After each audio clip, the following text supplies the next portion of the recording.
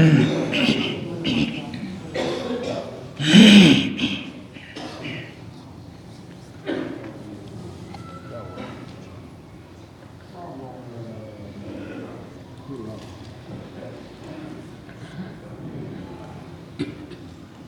ونصلي على رسوله الكريم.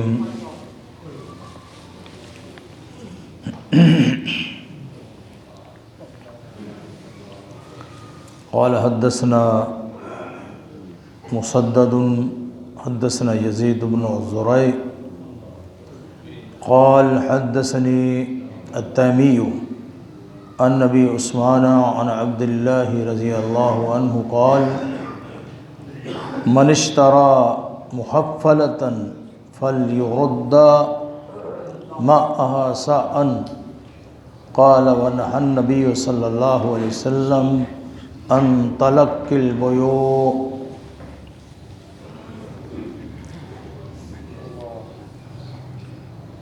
محترم حضرات، کتاب البیوع خرید و فروخت کے بارے میں جو اسلامی قوانین اور ضوابط ہیں ان کے بارے میں گفتگو ہو رہی تھی، اور شریعت نے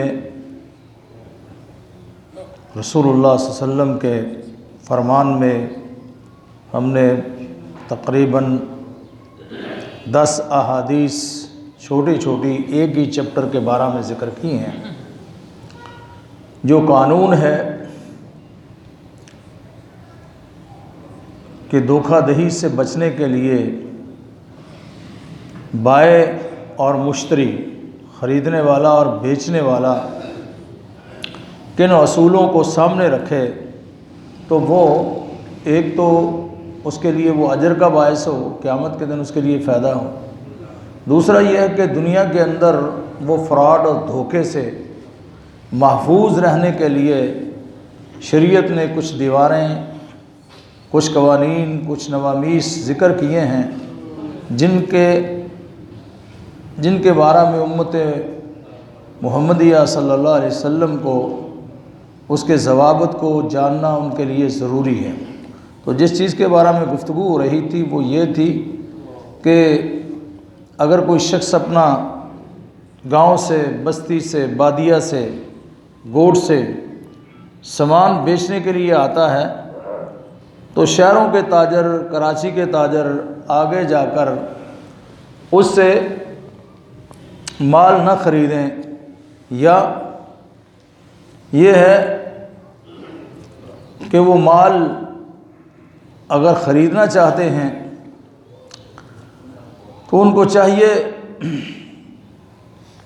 کہ وہ ان کو منڈی تک آنے دیں، یا وہاں کے ریٹ وہ معلوم کر لیں. اب تھوڑا سا فرق ہو گیا ہے کہ نیٹ پر بھی چیزوں کے ریٹ کا پتہ چل جاتا ہے، اور بھی کئی ذرائع ہیں جن سے آدمی معلوم کر سکتا ہے. تو خرید و فروخت کے لیے آدمی کو لیٹسٹ معلومات بھی رکھنی چاہیے. یہ مومن غافل نہیں ہوتا، وہ اس کا دنیاوی مال ہو یا اس کا اخروی معاملہ ہو، نہ اخروی معاملے میں وہ غافل ہو کے زندگی بسر کرے کہ شرک اس کے نیک اعمال کو کھا جائے، بدعت اس کے اعمال کو کھا جائے. وہ اتنا غافل ہو کے اس کو ہوش ہی نہ ہو کہ آخرت کا دن بھی کوئی آنے والا ہے، اس کے سامنے ہونا چاہیے. اور دنیا کے اندر بھی یہ نہیں ہے کہ اپنے مال کو آدمی جو ہے وہ ضائع کر دے، ایسے ہی کسی کے ہاتھ میں پھینک دے. نہیں، شریعت اس کی اجازت نہیں دیتی ہے، اجازت نہیں دیتی. کل میں نے آپ کو ایک حدیث بتائی تھی کہ رسول اللہ صلی اللہ علیہ وسلم نے فرمایا بھی اگر آپ بازار میں جاتے ہو، کوئی چیز خریدتے ہو تو مالک سے اس کا ریٹ پوچھتے ہو، اس میں آپ جو چیز خرید رہے ہو اس میں کمی کروانے کی کوشش کریں. یہ کروانا اجر کا باعث ہے. آنکھیں بند کر کے خریدنا، یہ بیچنے والے کو بے لگام چھوڑنا، یہ بھی شریعت کے اندر جائز نہیں ہے. ان سے سوال کریں اور ان کو سے کم کروانے کی کوشش کریں. ایک تو آپ کا دنیاوی فائدہ ہے، دوسرا اخروی آپ کے لیے یہ اجر کا باعث ہوگا. کیوں اجر کا باعث اس لیے ہے کہ رسول اللہ صلی اللہ علیہ وسلم نے، اسلام نے ایک قانون آپ کی سہولت کے لیے بیان کیا ہے تاکہ آپ اپنے مال کی بھی حفاظت کریں۔ دیکھیں مال کی حفاظت شریعت نے کرنے کے لیے کتنا بڑا قانون اور کتنا بڑا سبق دیا ہے کہ آپ فرماتے ہیں من قتل دون مالہ فہو شہید، کہ جو اپنے مال کے بدلے قتل ہو گیا وہ شہید ہے، وہ شہید ہے، یہ مال کے بدلے ہو رہا ہے۔ لوگ کہتے ہیں کہ دیکھو جی مال دے دو جان تو بچ گئی، ٹھیک ہے نا، یہ ہماری کراچی میں کافی سلسلہ یہ چلا ہوا ہے، لیکن اگر کوئی آدمی اپنے دفاع میں جان بھی دے دیتا ہے تو شریعت اس کو شہید کہتی ہے، اور جان دینے سے مقابلہ کرتا ہے وہ، تو اس سے دوسرے چور کو، ڈاکو کو، کتا ترک کہ راستے کو اختیار کرنے والا جو ہے وہ متنبع ہو جاتا ہے کہ اگر سامنے سے بھی گولی آ گئی، سامنے والا جو ہے وہ مجھے لمبا کر سکتا ہے، مجھے سزا بھی مل سکتی ہے، تو اس کی ہیبت پورے علاقے پہ چھا جاتی ہے۔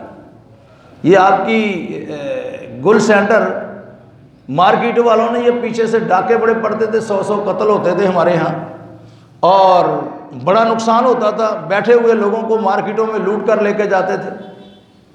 انہوں نے کیا کیا ہوا تھا، انہوں نے اصول اور ضوابط کچھ بنائے، پھر جو چور آیا یا ڈاکو وہ لوٹنے والا آیا تو اس کا انہوں نے خیال کیا۔ کیا معنی خیال کیا؟ اس کی خبر لی، اس کی خبر لی، اور جب وہ پتہ چلا ارد گرد کے لوگوں کو کہ خبر لی جاتی ہے تو پھر وہاں ٹھنڈا پڑ گئے وہ لوگ، اور وہاں کا رخ کرنے کے لیے تیار نہیں ہوتے تھے، تیار نہیں ہوتے تھے۔ بہرحال آدمی جو ہے وہ ہمت کرے گا تو ضرور اللہ رب العالمین اس میں برکت فرمائے گا۔ تو مال کے دفاع کے لیے بھی فرمایا کہ اگر آپ اس میں قتل بھی ہو جاتے ہیں یا جان بھی دی جاتی ہے تو وہ جان آپ کی ضائع شمار نہیں ہوگی، یہ آپ کے لیے اجر کا باعث ہوگی ہے، شہید ہو گئے آپ۔ اللہ اکبر کبیرہ۔ اس کا معنی ہرگز یہ نہیں ہے کہ آپ مال کے اوپر سانپ بن کے بیٹھ گئے ہیں، چپٹ گئے ہیں کہ مال کی وجہ سے سب کچھ اگلے کی عزت بھی کو مال کر دیں اور خیال ہی نہ کریں، یہ نہیں ہے، یہ نہ کوئی بات سے سمجھ لیں۔ ادھر شریعت نے یہ کہا ہے، لیکن کچھ رعایت کرنے کے بارے میں، کچھ مال کو واپس کرنے کے بارے میں فرمایا تھا۔ میں نے آپ کو یہ بات ہم نے بیان کی تھی کہ اگر کوئی آدمی مال واپس کرنا چاہتا ہے، آپ اس کو قبول کر لیتے ہو، تو ایسے آدمی کے لیے بھی جنت کی بشارت سنائی ہے۔ یہ صرف آخرت کی جنت نہیں، دنیا میں بھی اس کے لیے کامیابی ہے، کیونکہ شریعت کا جو اصول ہے یہ دنیا اور آخرت دونوں میں انسان کی کامیابی کا ذریعہ۔ من یطع اللہ ورسولہ فقد فاز فوزا عظیما۔ تو ان کا خیال رکھنا یہ بہت ضروری ہے۔ تو شریعت اسلامیہ نے بہت ساری چیزیں بیان کی ہیں اور ہم نے کافی ساری ذکر کر دی تھی۔ تو آج کی جو حدیث آپ نے سنی ہے جس کے راوی حضرت عبداللہ رضی اللہ تعالیٰ عنہ ہیں، اور وہ فرماتے ہیں کہ من اشتری محفلۃ فلیرد ماءها ساعا، کہ جو آدمی منڈی سے ایسا جانور خریدتا ہے، ایسی گائے، ایسی بھینس، ایسی اونٹنی، ایسی بکری خریدتا ہے کہ جس کے دودھ کو روک کر رکھا گیا ہے، اس کے خوانے کے اندر، پستانوں کے اندر دودھ کو روک کر رکھا گیا ہے، تو اس سے آپ جانتے ہیں کہ جانور کا، دودھ دینے والے جانور کا خوانہ بڑا ہو جاتا ہے، اور جو گاہک ہوتا ہے جب وہ دیکھتا ہے نا کہ ایک کی جگہ پہ 4 کلو دودھ آ رہا ہے تو اس کی جو جیب نہ بھی ڈھیلی ہوتی وہ تو دینے کے لیے تیار ہو جاتا ہے کہ یار یہ جانور تو بڑا دودھ دینے والا ہے، اور کراچی میں جا کے دودھ بیچوں گا، ہاں جی 2 کلو بھی دودھ زیادہ ملا تو وہ تو جب حساب کیا تو 500 روپے تو سیدھا یہی بڑھ گیا، وہ بیچارہ یہ کرے گا فیصلہ۔ لیکن آپ فرماتے ہیں کہ اگر کسی نے ایسا جانور خرید لیا ہے جس کے دودھ کو روکا گیا ہے تھنوں میں، فَلْيَرُدَّ مَاءَهَا سَاعًا، ہاں وہ جانور جب 1 دن اسے رکھا، 2 دن رکھا، 3 دن کے لیے اس کو اختیار دیا، دوسرے دن بھی واپس کرنا چاہتا کر سکتا ہے، 3 دن تک اس کو اختیار دیا شریعت نے کہ یہ واپس کر سکتا ہے۔ اب جو بیچنے والا ہے اس کو بھی شریعت نے متنبع کر دیا کہ آپ اس سے لینے کے پابند ہو گئے۔ یہ قانون شریعت نے آپ کو بتایا۔ ہم تو کرتے ہیں نا سودا ہو گیا جا بھائی، بے خیار کے اندر بھی کرتے ہیں کہ بھائی طے ہو گیا ابھی، جس کی وجہ سے حنفیوں کا اور دوسرے شوافے کا اور سلفیوں کا اختلاف ہے، وہ بے خیار کے بارے میں۔ بے خیار جو ہے آپ جانتے ہیں، یہ کئی دفعہ اس پر بات ہوئی ہے کہ اس میں یہ ہوتا ہے کہ آدمی خریدنے والا اور بیچنے والا، بائع اور مشتری دونوں طے کر لیتے ہیں کہ یہ سودا ہمارا پکا ہو گیا۔ لیکن شریعت آپ کو ایک بات کہتی ہے کیا، کہ اگر آپ اپنی جگہ سے ادھر ادھر نہیں ہوئے تو آپ کو اختیار ہے کہ آپ سودا ختم کر سکتے ہیں، آپ کو اختیار ہے کہ وہ بیع معطل کر سکتے ہیں آپ۔ لیکن اگر آپ جگہ چھوڑ دیتے ہیں، جگہ بدل دیتے ہیں، شہر بدل دیتے ہیں، علاقہ تبدیل کر دیتے ہیں، تو پھر آپ تبدیلی نہیں کر سکتے۔ تو احناف کا اس میں جو مذہب ہے وہ آپ جانتے ہیں کہ وہ کہتے ہیں کہ بھائی اگر طے ہو گیا، امام حنیفہ رحمۃ اللہ علیہ فرماتے طے ہو گیا ایک جگہ پہ تو بس یہ بیع پکی ہو گئی۔ لیکن شریعت اس کو پکا نہیں کرتی۔ پکا اس وقت کرتی ہے جب آپ اپنی جگہ سے ادھر ادھر ہو جائے۔ اس کے بہت ساری حکمتیں اس کے اندر ہیں، ہم وہاں اس کو ذکر کریں گے۔ تو شریعت نے جو اختیار دیا ہے بندے کو، اس کے اندر بھی دونوں طرف سے دونوں کا فائدہ ہوتا ہے تاکہ جھگڑا باقی نہ رہے۔ تو یہاں یہ بتایا گیا ہے کہ من اشترا محفلتن، کہ جو آدمی ایسا جانور خریدتا ہے جس کا دودھ روکا گیا ہے، وہ چاروں قسمیں ہو سکتی ہیں، پانچویں قسم بھی ہو سکتی ہے، روکا گیا ہے اور بعد میں اس نے گھر میں جا کر وہ دودھ دویا تو دودھ بہت تھا، اگلے دن تھوڑا ہو گیا، اس سے اگلے دن پھر تھوڑا ہو گیا۔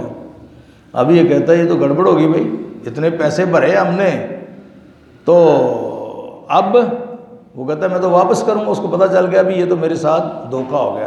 شریعت یہ کہتی ہے کہ اگر آپ روک سکتے ہو، اگر سودے کو پکا کرنا چاہتے تو آپ کی مرضی ہے، لیکن اگر آپ اس کو واپس کرنا چاہتے ہو تو جس سے آپ نے خریدا ہے اس کو بھی چاہیے کہ وہ واپس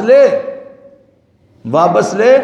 اور لیکن ایک جھگڑے سے بچنے کے لیے شریعت نے کہا ہے کہ آپ اس میں یہ کریں گے کہ ساتھ ایک سا کھجوروں کا دیں گے، ایک سا کھجوروں کا دیں گے۔ سا کتنا ہوتا ہے؟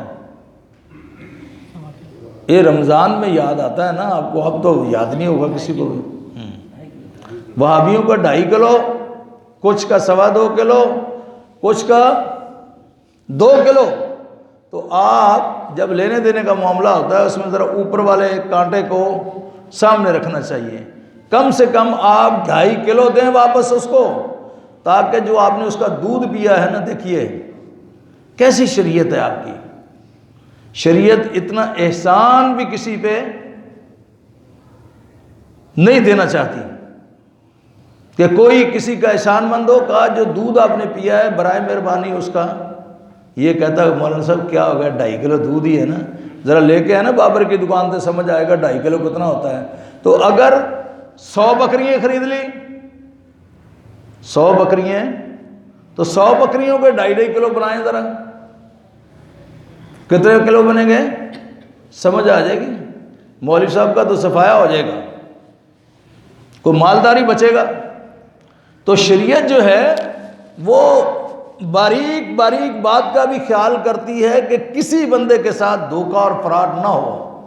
ہم تو اس کو اشاری کہتے ہیں، کسی کا حق کھانا، کسی سے بددیانتی کرنا، یہ بڑا سکالر، بڑا عقل مند، بڑا، اس سے اونچا کوئی نہیں ہے۔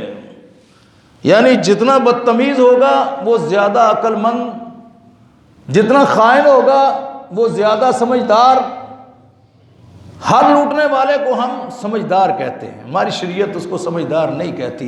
جو آخرت لٹا بیٹھے، دنیا کے درمیان وہ بد اخلاق ہو جائے اور دنیا کے درمیان اپنے دوستوں کے درمیان اس کا اعتبار ختم ہو جائے، اس سے بڑا گھاٹا کوئی نہیں۔ تو شریعت جو ہے بظاہر یہ معمولی سی بات لگتی ہے کہ ایک بکری خریدی ہے، بھائی ٹھیک ہے، بکری خریدی ہے، 2.5-3 کلو دودھ ہے اس کا، 3 دن تو پیا مزے سے، چلو یہ کہتا ہے کہ چلو بھائی واپس بھی کر دیں گے، 3 دن دودھ تو پی لیں گے۔ نہیں، شریعت کہتی نہیں، ایسے نہیں ہوگا۔ آپ کو جو دودھ پیا ہے آپ نے، اس کے لیے کھجوریں واپس کرنی پڑیں گی۔ ایک کھجور پاکستان میں ہے، اب کھجور کون سی واپس کرنی ہے یہ شیخ صاحب سے پوچھ لینا، اجوا کرنی ہے آپ نے، امبر کرنی ہے، سادی کرنی ہے، ہاں جی، تو سمجھ آ جائے گی کہ 1 کلو کھجور جو ہے وہ وقف عبدالعزیز سے خریدنی ہے جس کا 250 کلو کتنا 100، چلو 100 ہی لگا لو، 200 ریال بنتا ہے، 200 ریال اس کی قیمت ہے، تو 200 ریال جب یہ واپس کرے گا نا تو 200 ریال کے پیسے کتنے بنتے ہیں اس وقت؟ تقریباً 17,000 روپے بنتے ہیں۔ 17,000 2 دن دودھ پی کے یہ واپس کرے گا نا تو انشاءاللہ آئندہ سوچے گا گڑبڑ کرنے سے، سوچے گا۔ تو شریعت کہتی ہے کہ بھی آپ اس سے واپس کریں، جو دودھ پیا ہے یہ ان کو دے دیں تاکہ آپ کے درمیان جھگڑا نہ رہے، اور اس کو بھی سمجھ آ جائے گی جس کی گائے، جس کی بکری، جس کی بھینس اس نے 3 دن محنت کر کے اور 20 میل سے لے کر وہ منڈی میں آیا ہے، اور جب واپس ہوگی نا تو پھر آئندہ کسی سے وہ فراڈ نہیں کرے گا، فراڈ نہیں کرے گا۔ یہ سزا ہے بندے کے لیے، اور ساتھ ساتھ دونوں اطراف سے جو نقصان ہے شریعت اس کو پورا کرواتی ہے تاکہ قیامت کے دن آپ کو اس کا حساب نہ دینا پڑے اور دنیا کے اندر بھی آپ سیدھے رہیں۔ بہرحال فرمایا من اشترى محفلۃ فلیرد ما ساءً، اس کو چاہیے کہ پھر وہ 1 سا کھجوریں واپس کرے۔ ہاں اگر دودھ اس نے نہیں روکا ہے، دودھ مسلسل جاری ہے تو وہ رکھنا چاہتا ہے تو رکھے، اگر اس جانور کو بھی وہ رکھنا چاہتا ہے کہ کوئی پتہ نہیں، یہ تو ہماری روٹین ہو گئی ہے کہ ہم نے اتنا تو دھوکہ دینا ہی دینا ہے، اگر سامنے والا سمجھتا ہے کہ یہ جانور اچھا ہے، دودھ یہ مسلسل پر کر دے گا، 3 دن روکنے کی وجہ سے دودھ کم کر دیتا ہے، تو شریعت اس کو اجازت دیتی ہے کہ بھئی آپ یہ روک سکتے ہیں۔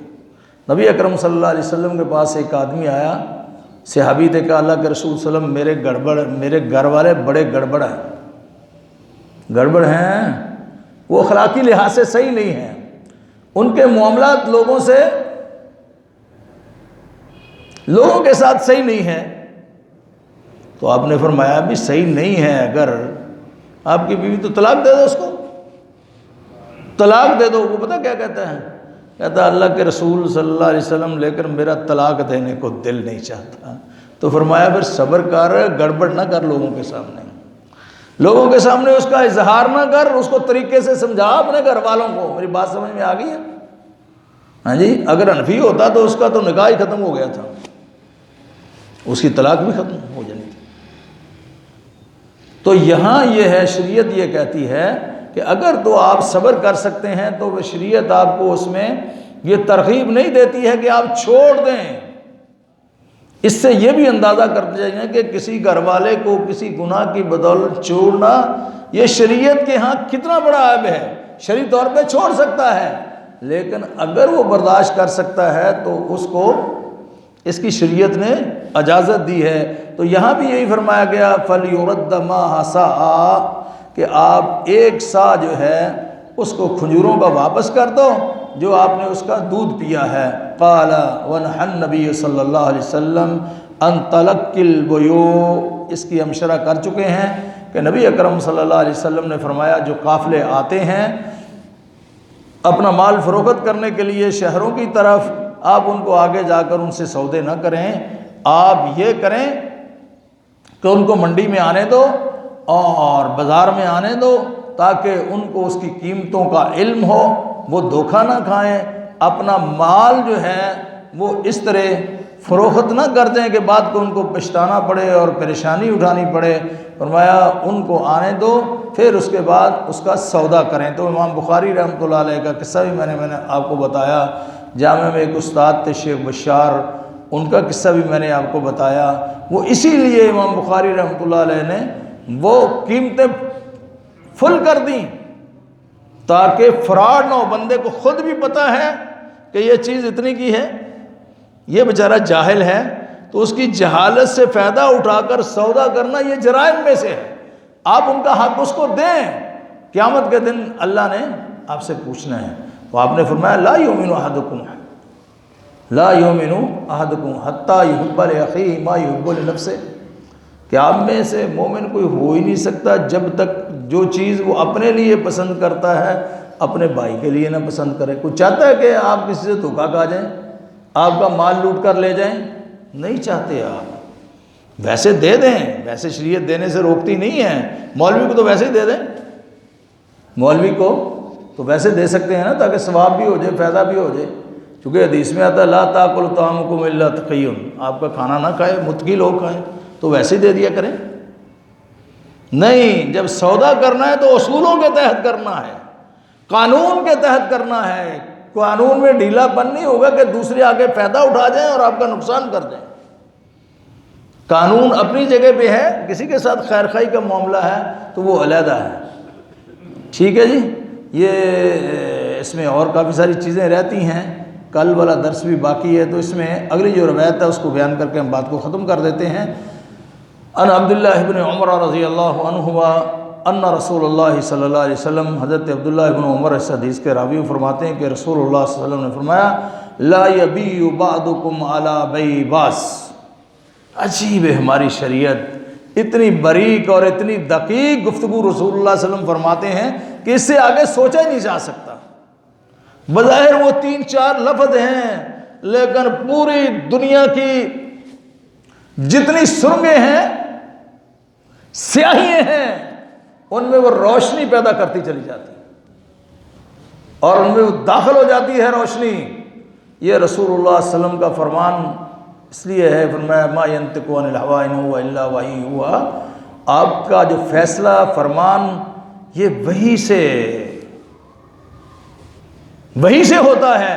آپ فرماتے ہیں کہ رسول صلی اللہ علیہ وسلم نے فرمایا، حضرت عبداللہ بن عمر فرماتے ہیں لا یبیع بعضکم علی بیع بعض، کہ کوئی آدمی خرید و فروخت کر رہا ہے، آپ سودا کر رہا ہے، تو آپ اوپر سے آ کر اس کے سودے کو بگاڑے نہیں، آپ اس سودے کو خریدے نہیں۔ جب وہ سودا طے ہو جائے، یہ ایک علیحدہ بات ہے، جب سودا طے ہو جائے تو اس کو توڑنے کی کوشش نہ کریں۔ میری بات سن، میں آپ کو 20 روپے زیادہ دوں گا، شریعت نے اس کو حرام قرار دیا ہے۔ ہمارے ساری منڈیوں میں چلے جائیں، جگہ جگہ پہ چلے جائیں، مولویوں کے پاس چلے جائیں، ادھر بھی یہی ہوتا ہے، چونکہ ہم دین سمجھ کے کام کرتے ہی نہیں۔ اس لیے میں نے کئی دفعہ یہاں عرض کیا ہے کہ نبی حضرت عمر رضی اللہ تعالیٰ عنہ کسی آدمی کو دکان پہ دھوکے باز اور فراڈی کو بیٹھنے نہیں دیتے تھے جب تک وہ پی ایچ ڈی نہ ہوتا، MBA نہ ہوتا، حساب کو جانتا نہ ہوتا، منڈی کا ریٹ نہ جانتا ہوتا، تو اس کو بیٹھنے نہیں دیتے تھے کہ مسلمانوں کے بازار میں آپ نہیں بیٹھ سکتے ہو۔ اس لیے کسی کے ساتھ دھوکہ اور فراڈ یہ شریعت کے اندر بہت بڑا جرم ہے۔ آپ نے فرمایا کہ آپ کسی سے سودا کر رہے ہو، سودا اگر مکمل نہیں ہوا تو آپ کو اجازت نہیں ہے کہ آپ درمیان میں مداخلت کریں، اس کے پیسے بڑھائیں اور دونوں کو ٹینشن دیں اور سودا منسوخ کروا دیں، یہ بھی جائز نہیں۔ اور کئی لوگ ایسے کرتے ہیں کہ وہ سودے کے ریٹ معلوم کرنے کے لیے سودا کرتے ہیں، جب سودا طے ہو جاتا ہے، ریٹ ظاہر ہو جاتا ہے، تو پھر یہ چھوڑ جاتا ہے، جان بوجھ کے چھوڑتا ہے تاکہ اس کو بھی خراب کرے اور خود بھی خراب کرے۔ جہاں حسد اور بغض ہوتا ہے وہ وہاں سلسلہ قائم ہوتا ہے۔ بہرحال اس پر میں پھر تفصیل سے بات کروں گا۔ تو اتن لا یبیع بعضکم علی بیع بعض، تو کسی پر اسی طرح رشتوں کے بارے میں رسول اللہ نے فرمایا کہ اگر کسی جگہ پہ کوئی منگنی کر رہا ہے تو آپ جا کر گڑبڑ نہ پھیلائیں کہ چھوڑو چھوڑ میں بیٹھا مجھے دو گے. وہ زیادہ مالدار ہے اس کے ساتھ کرو گے, اس کا اخلاق بڑا اونچا ہے, اس کے ساتھ کرو گے. تم چھوڑو اس کو, غریب آدمی کو, کہاں سے آ گیا یہ مولوی. میں آپ کو اجازت نہیں ہے وہاں مداخلت کرنے کی, چونکہ یہ مداخلت بعض دفعہ مہنگی پڑ جاتی ہے.